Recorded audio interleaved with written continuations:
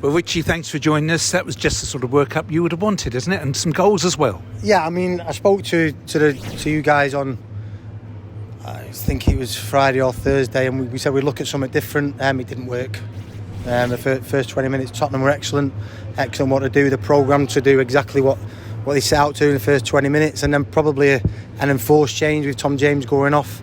Allowed us to go back to the system that ideally we want to go to, and then I thought for 70 minutes there was only 1 team in it, and I thought it was a good workout.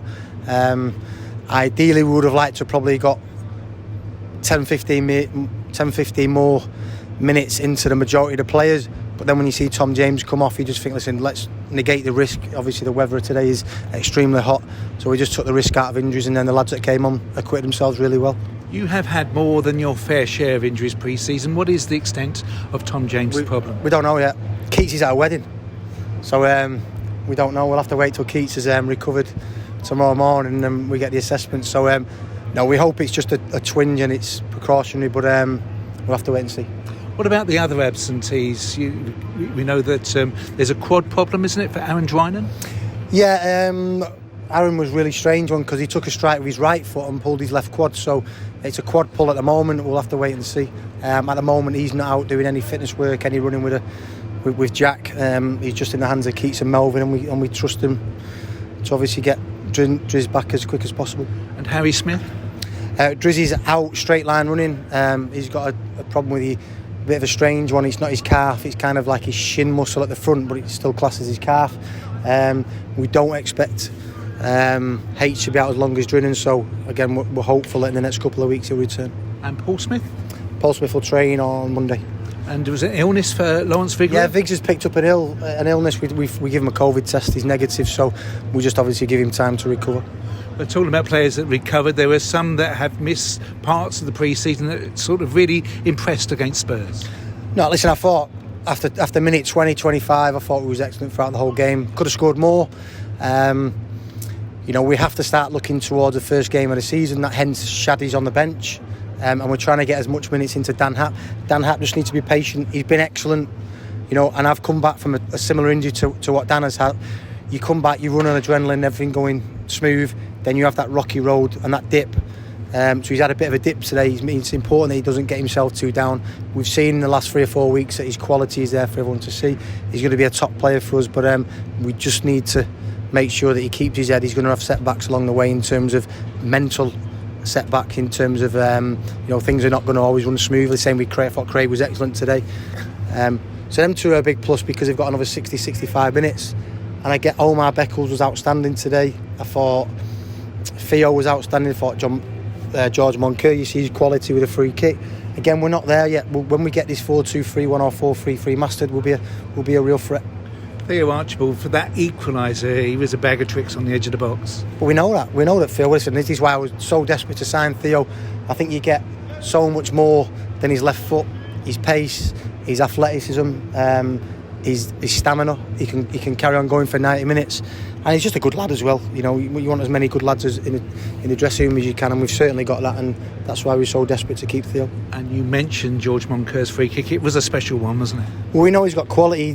He came in, he trained with us for the first week, 10 days, couldn't really, you see his stride pattern, it's all short, he has loads of little touches in the ball, and when you play like that, it takes a little bit of time to get your sharpness back than it does the normal players. So I think him, Ruel, Theo are really starting to come up to speed now, and probably, hopefully, touch wood, peak at the right time.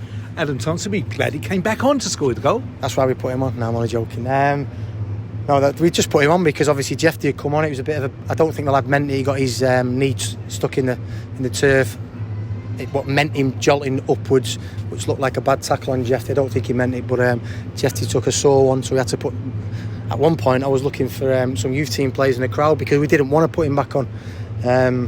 But yeah, Tomo goes on, and I think our long throws were a big threat today. It's something that he's kind of snobberish to do it in pre-season friendlies, but we need some practice at it. So we've done it for the last 20 minutes, and we'll be continuing that going forward, and obviously get more practice for the first game against Grimsby. Watching your interview after the Potters Bar game, you were clearly frustrated. How do you feel that you are now in terms of the preparations for the big kick-off against Grimsby? I'm hoping to have 1 or 2 in next week. which will obviously give the supporters a boost. It'll give the whole squad a boost. So I'm happy with us. We're 1 or 2 short of the whole.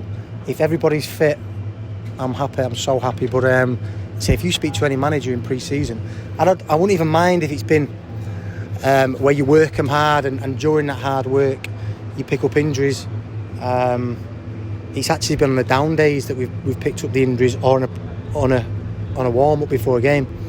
So we've done that. We've obviously looked back and we've tried to figure out why we picked up a few injuries, and maybe the travelling in terms of Portugal. Our hotel was probably an hour and a half away from where we played the game, so it's obviously 3 hours.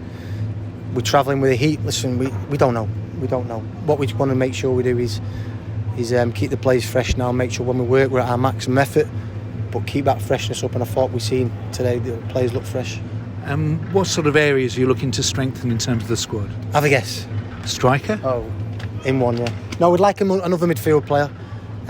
Obviously, Ethan come back today, so that made it that we've got 3 midfield players, out-and-out midfield players himself, Darren Prattley and Craig Clay. We'd see Monks as more of an 8, a 10, an attacking midfield. But out-and-out midfield players, when you play 3 in there, you probably need 4 or 5. So we include Monks in that. And Jordan Brown's going to be out for potentially a month because he's got a problem. So yeah, we probably need another midfield player at the moment, and definitely a striker.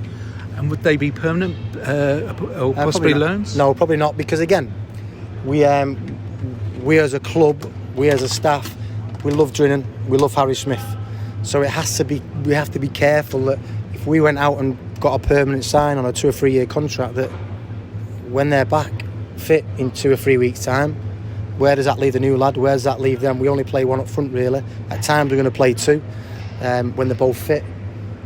We have to be careful. So it'll probably be a lone player that's learning his trade that we can dip in, dip out, and if he does really well, obviously he can get game time. Finally, these are strange days. We understand there'll be record temperatures possibly on Tuesday, and you've got a game against Portsmouth.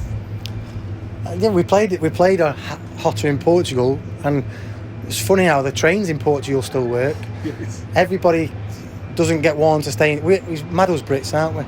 We actually pay a fortune to go on holiday. I love Dubai, which is about 46, 48 degrees. And then when it's finally 40 degrees here, we get a health warning telling us to stay inside.